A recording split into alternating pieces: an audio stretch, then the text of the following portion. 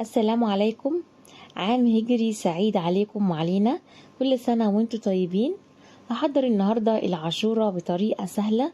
العاشورة من الأكلات الحلوة اللي تنفع للحر اللي احنا فيه كمان، عشان هي بتتاكل ساقعة، وكمان هي مغذية جدا للأطفال. يلا مع بعض نشوف مقاديرنا ايه وعاشورتنا الحلوة دي هنعملها ازاي.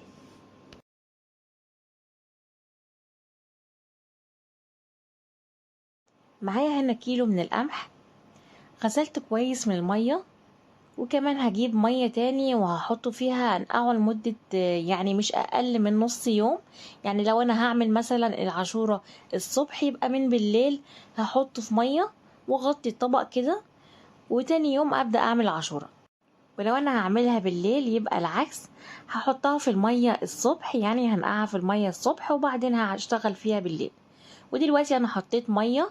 الميه اللي انا حطيتها مش مغليه، بس ميه سخنه، لاني كنت مستعجله ان انا اعملها. وطبعا غطيت الطبق وسبته، ولما بدات اشتغل فيها صفيت الميه هنا خالص. ودلوقتي هحط الميه ضعف حجم القمح. انا معايا هنا القمح حوالي كيلو، فهحط حوالي 2 لتر ميه. طبعا لان القمح ده لما بيغلي بيتضاعف حجمه، فلازم الميه تكون مغطياه. وده حجم المية اللي حطيتها على القمح. ودلوقتي بحط لها سكر. انا مش هحط كمية السكر كلها، هحط معلقتين بس، عشان لما القمح يغلي كده في المية يبقى من جوه مسكر شوية، ما يبقاش عادم خالص. كمية السكر التانية هحطها لما هحط اللبن. ودلوقتي حطيت المعلقتين كده وقلبتها، وهغطي الحلة.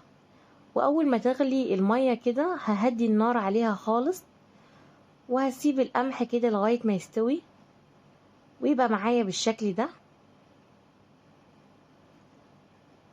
ودلوقتي المفروض ان انا اخد نص القمح ده واضربه في الخلاط. انا كنت بعمل كده زمان، يعني بضرب نص القمح كده في الخلاط وبفرمه، وبسيب النص التاني زي ما هو. بس انا هجيب دلوقتي الهاند بلندر وهفرمه كده نص فرمة، مش كتير. الهاند بلندر بيكون اسهل عليا بالخلاط. وزي ما انتم شايفين الميه انا ما شلتهاش، الميه اللي كانت باقيه في العاشوره دي. طبعا هي النشا بتاع العاشوره ده مفيد جدا، ما بيترميش. على فكره النشا بتاع العاشوره ده يعني افضل من النشا اللي احنا هنحطه. احنا هنحط نشا تاني برضو. في ناس بتصفي الميه دي وبعدين بتحط نشا تاني. لا بصراحه هو النشا ده هو الاساس. وكمان انا بزود نشا تاني علشان بس بزود كميه اللبن. زي ما انتم شايفين كده انا فرمتها، بس ما فرمتهاش خالص. يعني انا بفرم كده فيها بس بالراحة. طبعا كل ما بفرم كمية المية دي خلاص بتحس ان هي قلت خالص. ده الحليب اللي انا هحطه في العاشورة، حوالي 3 لتر غليتهم. ودي القشطة اللي طلعتها من وش الحليب كده من فوق. بصوا انا هحطها تاني برضو في العاشورة، بس انا هقول لكم هعمل بيها ايه دلوقتي. بعد ما خدت القشطة من فوق كده، هحط الحليب كله في العاشورة. وبصراحة الحليب ده كان نوع حلو جدا ما شاء الله، طلع لي الوش ده من غير ما يبات كمان في التلاجة. يعني انا يا دوب غليته وسبته شوية بره، فعمل معايا القشطة الحلوة دي. ودلوقتي بحط الحليب على العاشورة اللي هي القمح. يعني انا كنت في الاول حطلها 2 لتر مية، دلوقتي هحط لها 3 لتر من الحليب. زي ما انتوا شايفين كده وانا بقلب، في كتل شوية كده من القمح. طبعا مع التقليب ولما اللبن يسخن كده فهتلاقوا الكتل دي كلها راحت. بس طبعا لازم نقلب فيها كتير. هسيب العاشورة كده وهدي النار عليها، وهروح اعمل الخليط اللي انا هقول لكم عليه دلوقتي. وهجيب هنا حوالي كوباية من الحليب، وهحط لها القشطة اللي انا طلعتها من اللبن.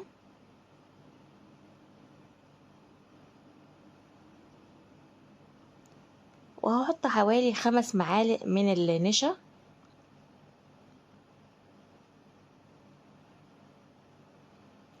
المفروض ان انا احط لها كريم شانتيه، بس ما كانش عندي فكان عندي موز فانيليا، فحطيت برضو 5 معالق موز فانيليا.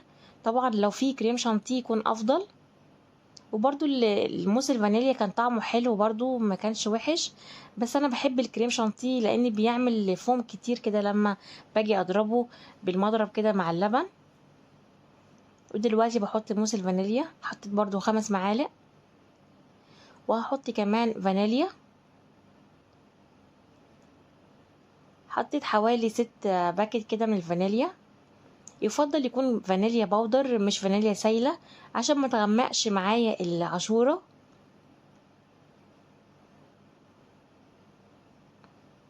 هضرب كل الخليط كده مع بعضه بالمضرب. ممكن كمان من غير مضرب، يعني بايدينا كده بالمعلقة. هنفضل بس نقلب كتير وندوب النشا كويس والموس قبل ما نحطه على العاشورة، لازم يتدوب كويس. فانا استسهلت وحطيتهم كلهم مع بعض، النشا والموس والفانيليا وكمان القشطة، وضربتهم كده بالمضرب عشان لما اضيف الخليط كده مع العاشورة ما يكلكعش معايا ويكون سهل كده في التداخل. يبقى مجرد ما بحطه بقلبه كده خلاص يبقى تداخل معايا. ودلوقتي بحط السكر. طبعا السكر ده على حسب الرغبة، انا حطيت هنا حوالي زي نص كيلو سكر. ممكن تزودوا او تقللوا على حسب بقى كل واحد بيحب السكر قد ايه. انا كان بالنسبة لي نص كيلو ده على كيلو القمح، كان بالنسبة لي سكر كويس. ودلوقتي بحط خليط النشا مع القشطة والموز الفانيليا. انا دلوقتي بمجرد ما بحطه كده بقلبه تقليبة بسيطة كده، هلاقيه تدخل كله مع بعضه. طبعا النشا ما ينفعش احطه على الحليب وهو سخن، هيكلكع معانا على طول. فالافضل ان انا ادوبه في مية او في لبن، او اضربه بالمضرب زي ما انا عملت كده. وكمان الافضل يكون انا ايديا كده في العاشوره، افضل اقلبها كويس لغايه ما العاشوره تدوب خالص معايا وانا مهديه النار. وده شكل العاشوره لما تقلت شويه كده لما حطيت لها النشا زي ما انتوا شايفين. فانا حسيتها شويه تقيله فزودت لها نص لتر من الحليب كمان. خلوا بالكم كمان السوائل اللي بنحطها في القمح ده على حسب النوع بتاع القمح. في انواع من القمح بتحتاج سوائل كتير، وفي انواع لا. النوع البلدي ده بيحتاج ميه كتير في الاول عشان يستوي.